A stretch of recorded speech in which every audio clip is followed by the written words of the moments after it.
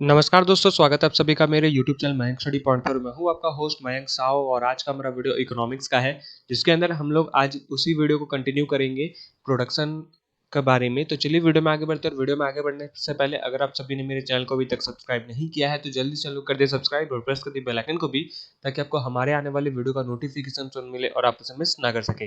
तो बढ़ते हैं आज का मेरे टॉपिक की तरफ। तो चलिए आज कुछ नया सीख लेते हैं।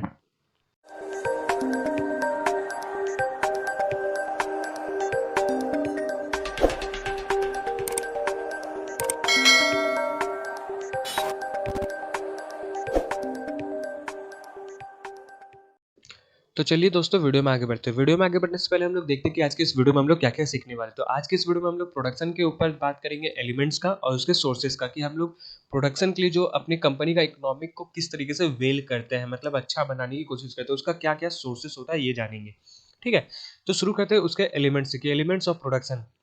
दोस्तों हम लोगों ने इसके पहले हम लोग बेसिक्स और इंट्रोडक्शन समझे थे कि प्रोडक्शन क्या होता है, और उसके पहले हम लोगों ने एक ओवरव्यू देखा था कॉस्ट ऑफ प्रोडक्शन का। अगर आपने उस वीडियो को नहीं देखा है तो वीडियो का लिंक नीचे डिस्क्रिप्शन और ऊपर आई बटन में है, आप लोग जरूर देखिएगा। उसके बाद इस वीडियो को देखिए ताकि आपका जो कॉन्सेप्ट है वो अच्छे से क्लियर हो जाए। तो बात करते हैं यहाँ पे एलिमेंट्स ऑफ प्रोडक्शन। तो दोस्तों प्रोडक्शन का कौन कौन सा एलिमेंट्स होता है वो हम लोग समझते हैं। The underlying assumption of production is that maximization of profit is the key objective of the producer। तो हर एक मैन्युफैक्चरिंग कंपनी का एक ही सब्जेक्ट होता है, वो होता है प्रॉफिट। और वो अपने प्रॉफिट को जितना चाहे मैक्सिमाइज करने की सोचता है कि मैं जितना चाहूँ उतना मैक्सिमाइज कर सकूँ। तो उस मैक्सिमाइजेशन के लिए उसको कौन कौन सी चीज़ें करनी होती है, ये हम लोग बात करेंगे आज के इस वीडियो में। तो इसके चार एलिमेंट्स होते हैं। एक एफिशिएंसी चेंजेस, दूसरा टेक्नोलॉजिकल चेंजेस, तीसरा प्राइसिंग चेंजेस और आखिर में आता है behavioural consumption and productivity changes. तो इसका एलिमेंट्स ऑफ प्रोडक्शन का थोड़ा सा जो ये डेफिनेशन मैंने लिख रखा है वो हम लोग समझ लेते हैं। The underlying assumption of production is the maximisation of profit is the key objective of the producer. तो यहाँ पे ये बताया गया है कि जो प्रोड्यूसर का की ऑब्जेक्टिव होता है वो प्रोडक्शन के एजम्पशन से चलता है कि वो कितना प्रॉफिट को मैक्सिमाइज कर पाएगा। और वो कैसे उसे पता चलता है कि उसने इतना प्रॉफिट बनाया है, कैसे वो कैलकुलेट करता है। तो वो कैलकुलेट करता है कि उसका आउटपुट कितना हुआ है और उस आउटपुट से उसका रेवेन्यू कितना हुआ है। उनके साथ जब वो डिफरेंस उनका निकालता है तो उनको पता चलता है कि उसका मैन्युफैक्चरिंग कंपनी में इतना ज़्यादा उसका प्रॉफिट हुआ है। और वो इफिशिएंसी इसी तरीके से यूज़ होता है कि उसने अपने कहाँ कहाँ पे एलिमेंट्स को यूज़ किया है, एफिशिएंसी उसने कितना लगाया है, टेक्नोलॉजिकल चेंजेस में कितना लगाया है, प्राइसिंग में क्या है, बिहेवियरल में क्या है, ये सारा चीज़ में कितना कितना चेंजेस किया गया है, कितना पैसे इन्वेस्ट किए गए हैं, ये सब पता चलता है इसके अंदर ही। और यही कुछ क्रिटिकल एलिमेंट्स भी होते हैं जो आपके प्रोडक्शन इकोनॉमिक्स को हेल्प करता है समझने में, इन्फ्लुएंस करने में, ताकि वो आगे भी अच्छा ग्रो कर सके। ठीक है, अब हम लोग इसके पॉइंट्स के बारे में जानते हैं। तो एफिशिएंसी ऑफ प्रोडक्शन का पहला पॉइंट आ जाता है efficiency, effect elements of proficiency का। ठीक है, प्रोडक्शन का। तो यहाँ पे एफिशिएंसी पहला पॉइंट। दोस्तों एफिशिएंसी से क्या समझ में आता है? दोस्तों एफिशिएंसी वो होता है जहाँ पे जैसे कि मान लो आप एक मैन्युफैक्चरर हो और आप अपने मैन्युफैक्चरिंग कंपनी के अंदर कौन सा ऐसा प्रोडक्ट यूज़ कर रहे हो और कितने एफिशिएंटली कर रहे हो, मतलब कि कितने अच्छे तरीके से कर रहे हो और कितना एफर्ट यूज़ कर रहे हो उसमें, और उससे आपको रिजल्ट क्या मिल रहा है, वो होता है एफिशिएंसी। तो यहाँ पे प्रोडक्शन जो है, एफिशिएंसी प्रोडक्शन जो है वो अपने आपके ऑर्गेनाइजेशन के लिए सबसे ट्रेमेंडस रोल प्ले करता है, ताकि वो अच्छा से अच्छा रेवेन्यू मैक्सिमाइज कर सके, प्रॉफिट बना सके।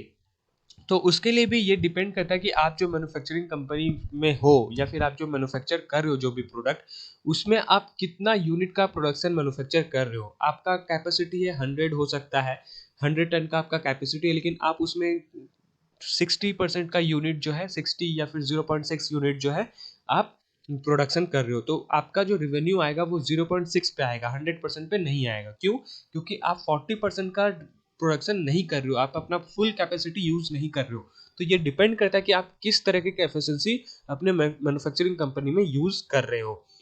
यही चीज यहाँ पे बताया गया है कि within production efficiency plays a tremendous role in achieving and maintaining full capacity rather than producing an inefficient label। Changes in efficiency relate to the positive shift in current inputs such as technology advancements, relative relative to the producer position. Efficiency is calculated by the maximum potential output divided by the actual input. जैसे कि मैं आपको बताया, यहाँ पे मैंने वो example भी बताया है जहाँ पे आपको ये बताया गया कि आपका एक an example of the efficiency calculation is that if the applied inputs have the potential to 100 units, यानी कि यहाँ पे मैंने एग्जांपल में ये बताया कि एक आप एक इनपुट डाल रहे हो जिसका कैपेसिटी पोटेंशियल कैपेसिटी है 100 यूनिट वो प्रोड्यूस कर सकता है, लेकिन आप वहाँ पे 60% या फिर 60 यूनिट प्रोड्यूस कर रहे हो, आउटपुट दे रहे हो, तो वहाँ पे जो 40% का है उसका आपका रेवेन्यू नहीं आएगा। आपका जो इंक्रीमेंट होगा, आपका जो भी इंक्रीमेंट और डिक्रीमेंट होगा वो 60% के ऊपर होगा। यहाँ पे आप इस तरीके से अपनी इकोनॉमिक के स्केल को आइडेंटिफाई कर सकते हो। ठीक है, तो ये पहला हो गया।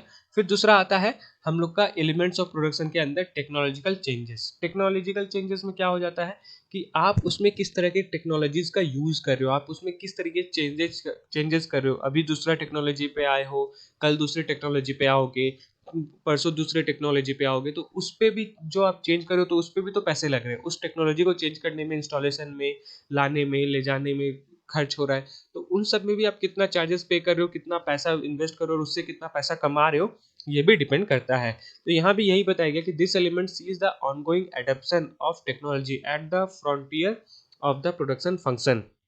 Technological change is a significant determinant in advancing economic production. Release results as noted throughout economic histories such as the Industrial Revolution. और टेक्नोलॉजिकल चेंजेस से ही आपको पता चलता है कि आपने जब नया नया जब टेक्नोलॉजी का यूज़ किया था उससे हिस्ट्री में आपने कितना प्रॉफिट मार्जिन किया और आगे आने वाले टाइम में कितना प्रॉफिट मार्जिन किया, और जब आपने टेक्नोलॉजी का चेंज किया है, मशीनरी चेंज किया, तो फिर कितना प्रॉफिट हो रहा है। ये सब चीज़ उससे पता चलता है आपके हिस्ट्री से। हिस्ट्री हिस्ट्री अगर अच्छा हो रहा है आपका, day by day, year by year अच्छा हो रहा है, तो जाहिर है कि आपका रिवेन्यू भी अच्छा हो रहा है, तभी तो आप ज़्यादा प्रोडक्शन कर रहे हो। अगर आपका रिवेन्यू अच्छा नहीं हो रहा होता, डिमांड नहीं होता, तो आप रिवेन्यू भी अच्छा नहीं कर पा रहे होता, आप एक लिमिटेड प्राइस पे और लिमिटेड प्रोडक्ट ही प्रोड्यूस कर रहे होते। तो ये डिपेंड करता है टेक्नोलॉजिकल चेंजेस में। फिर होता है pricing. In an economic market, production input and output prices are assumed to be set for external factor as the producer is the price taker.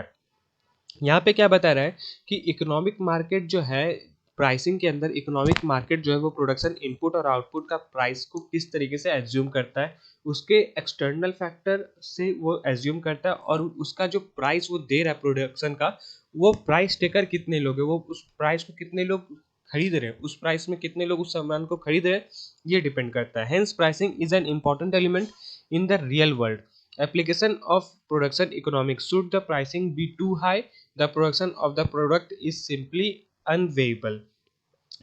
There is also a strong link between pricing and consumption, with these influencing and the overall production scale.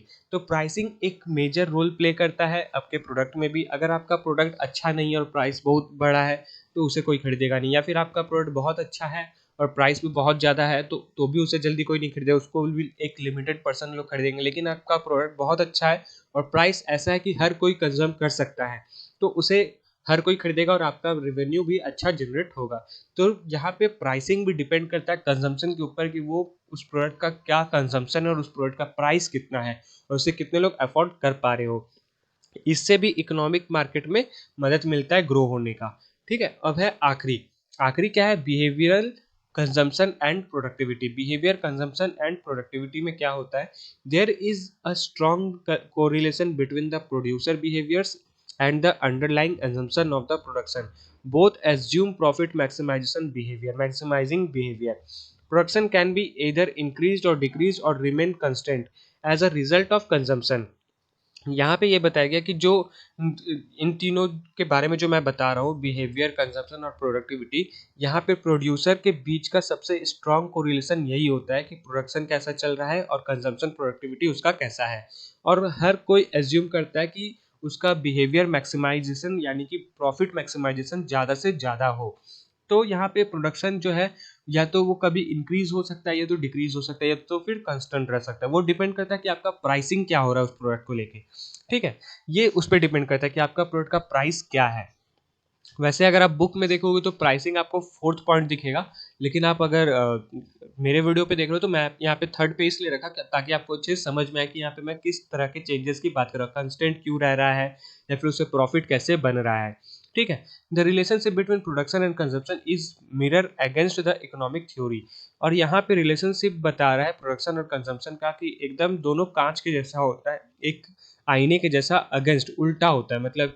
मतलब कि ये होता है कि अगर supply बढ़ रहा है तो मतलब डिमांड बढ़ रहा है, डिमांड बढ़ा है इसलिए सप्लाई बढ़ रहा है, ऐसा। ठीक है, जो आप देख रहे हो आईने में अपने आप को ही देख रहे हो, तो जैसे आप कर रहे हो वैसे ही हरकत दूसरे जगह पे भी हो रहा है।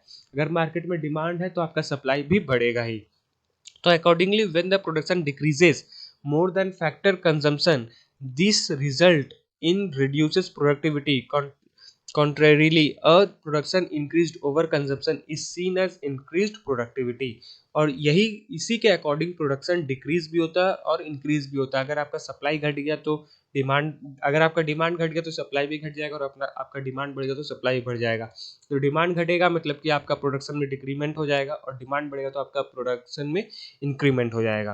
ताकि इसी से पता चलता है कि लोग इस आपके प्रोडक्ट को कितना कंज्यूम कर रहे हैं, हर महीने, हर घंटे, हर साल कितना कंजम्पशन कर रहे हैं और उससे आपको क्या रिजल्ट मिल रहा है, इसी से पता चलता है प्रोडक्टिविटी का। तो ये 4 एलिमेंट्स हमने पढ़ लिया प्रोडक्शन का। अब आखिर में हम लोग बात करते हैं कि इसका सोर्सेस ऑफ इकोनॉमिक कैसे है, कि हम लोग अपने इंडस्ट्री के इकोनॉमी को कैसे अच्छे से अच्छा बनाते हैं। तो इसके 2 से 3 ही ऑप्शंस होते हैं। एक कि आपने पैसे लगा दिए, कैपिटल। दूसरा, कैपिटल रेज करने का क्या है कि आपने शेयर होल्डिंग कर दिए, या फिर आपने किसी से लोन ले लिया।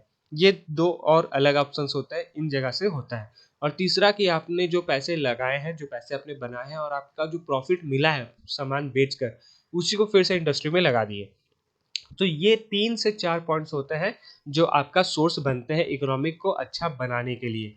इन principle there are 2 main activity in an economic, production and consumption. इन एक्टिविटी में सबसे 2 मेन एक्टिविटीज होते हैं इकोनॉमिक को ठीक करने के लिए, प्रोडक्शन और consumption. Similarly there are 2 kinds of factor, producer and consumer. well-being is made possible by efficient production and by the interaction between producer and consumer। Economic तभी अच्छा बन पाता है, एफिशिएंटली बन पाता है और प्रोडक्शन अच्छा हो पाता है जब प्रोड्यूसर और कंज्यूमर मिलते हैं और उनके बीच का रिलेशनशिप समझ में आता है। कि एक कंज्यूमर आ रहा है कि बस मुझे डाबर का ही प्रोडक्ट चाहिए, या पतंजलि का प्रोडक्ट चाहिए, या आईटीसी का प्रोडक्ट चाहिए, ये सारा चीज। तो ये डिपेंड करता है कि वो कस्टमर कितना उसके साथ, उस कंपनी के साथ लॉयल है और उसके साथ ही उसका प्रोडक्ट को खरीद रहा है। In the interaction consumer can be identified in two roles, both of which generate well-being। Consumer can be both customer and of the producer and suppliers to the producer। Consumer हर तरह का role पे काम करता है, या तो हो सकता है वो कंज्यूमर और कंज्यूमर ही है, बोथ है, या तो फिर वो consumer customer of the producer है, या फिर सप्लायर टू द प्रोड्यूसर है। ठीक है, the customers wellbeing arises from the commodities they are buying, and the suppliers wellbeing is related to the income they receive as consumption compensation for the production inputs they have delivered to the producer। तो economic का wellbeing होने का यही सब sources होता है जिससे आपका प्रोड्यूसर और कंज्यूमर के बीच का रिलेशनशिप अच्छा बनता है और आप इनकम मैक्सिमाइज कर पाते हो, क्योंकि कंज्यूमर जो है आपका प्रोडक्ट को खरीद रहा है और उससे आपको प्रॉफिट मिल रहा है। तो ये है सोर्सेस ऑफ इकोनॉमिक वेलबींग। तो दोस्तों आज के लिए बस इतना ही। उम्मीद करता हूँ कि आप सभी को मेरा वीडियो पसंद आया होगा। तो जाते थे वीडियो को लाइक करें, और अगर आप चैनल पे न्यू है तो चैनल को प्लीज सब्सक्राइब करें और प्रेस करें बेल आइकन को भी, ताकि आपको हमारे आने वाले वीडियो का नोटिफिकेशन तुरंत मिले और आप उसे मिस ना कर सके। तो मिलते हैं हमारे अगले वीडियो पे, तब तक के लिए जुड़े रहे माइंड स्टडी पॉइंट के साथ। वीडियो को पूरा देख लेकर आपका बहुत बहुत धन्यवाद।